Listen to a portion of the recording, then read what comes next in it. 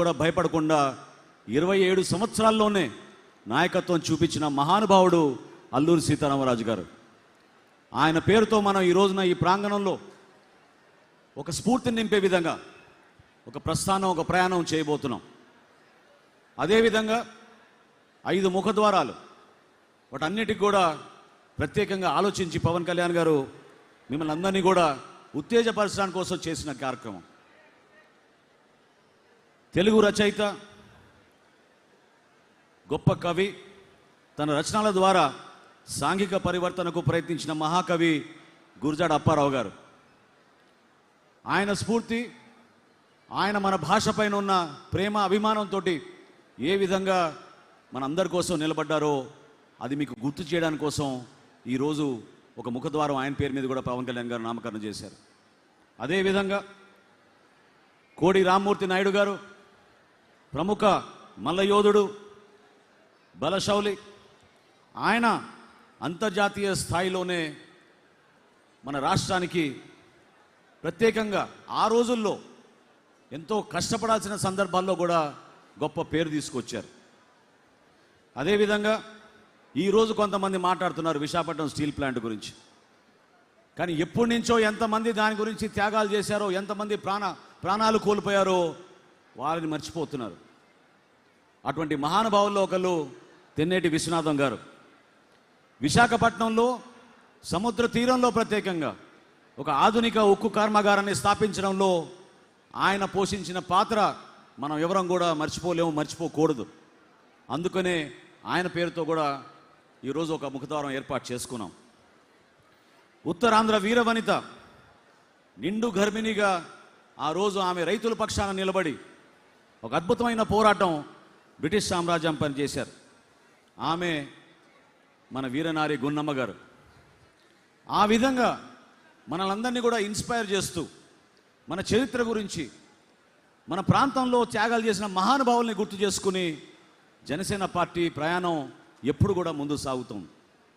మీరందరూ కూడా ఆలోచించాల్సిన ముఖ్యమైన అంశాలు, మీలో ఒక కొత్త భావన వచ్చే విధంగా దేనికోసం ఈ ప్రయాణం అని తెలపాల్సిన బాధ్యత కూడా మన పైన ఉందని మన పార్టీ అధ్యక్షులు పవన్ కళ్యాణ్ గారు ఎప్పుడు చెప్తూ ఉంటారు.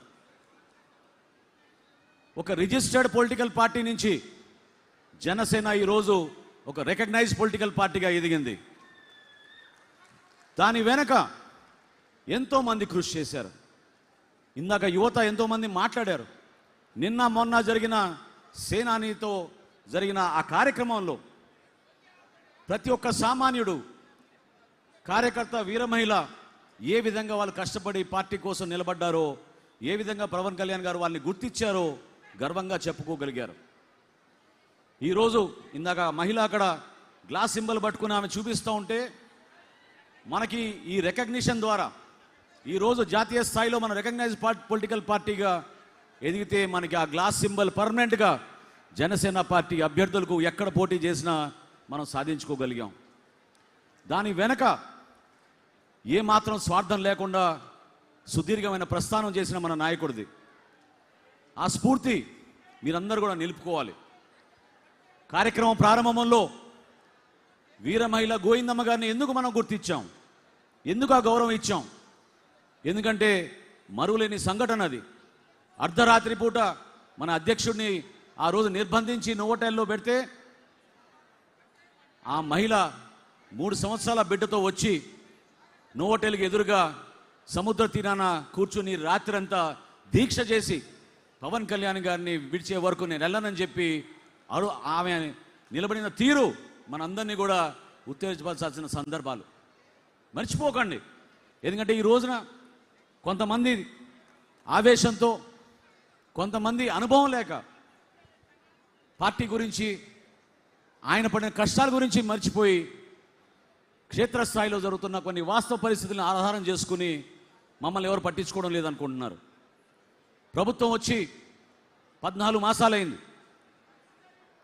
పరిపాలన పైన ఒక పట్టు తెచ్చుకోవాలి.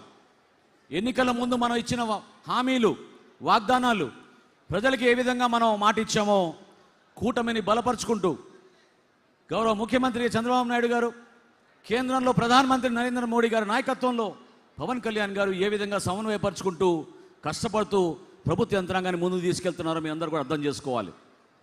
ఏ కార్యక్రమం చేసినా సామాన్యుడి కోసం ఆలోచిస్తారు. ఏ పథకం తీసుకొచ్చినా మీ అందరికీ ఉపయోగపడే విధంగా ఆలోచిస్తారు. ఎవరికి ఇక్కడ స్వార్థాలు లేవు. ఒక్కసారి దయచేసి ఆలోచించండి. మీరు